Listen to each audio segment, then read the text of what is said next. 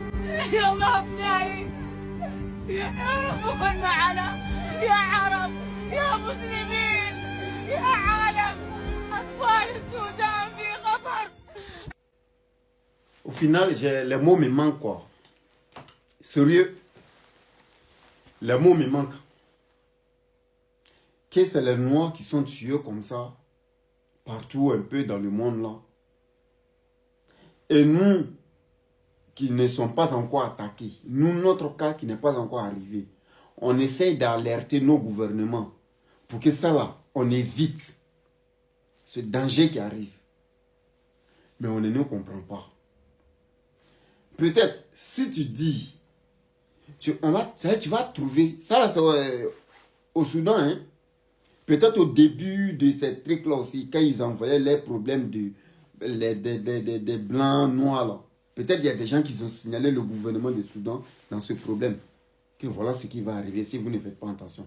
Et ils n'ont pas écouté la population. Aujourd'hui, regardez. Quand je vois cette pauvre maman, nous tous on est passés par l'enfance aussi. On a tous été les seins de nos mères. On est tous passés par l'enfance. On a tous eu 1 an, 2 ans, 3 ans. Les bébés qui sont dans sa mère, c'est des enfants de trop 1 an peut-être. C'est-à-dire, dès que je vois cette image, je reviens en arrière et j'imagine quand j'avais 1 an dans les bras de ma mère. J'imagine si c'est elle qui vivait ce moment-là.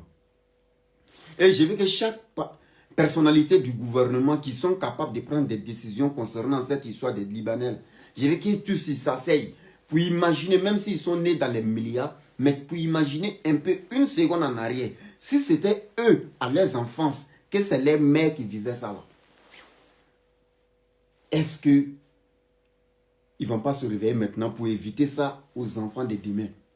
Est-ce qu'ils ne vont pas se réveiller pour éviter ça aux Ivoiriens dans l'avenir? Parce que ça, là, Dieu vont dire que c'est transformation de IA, mais on a vu plusieurs images comme ça au Soudan là-bas.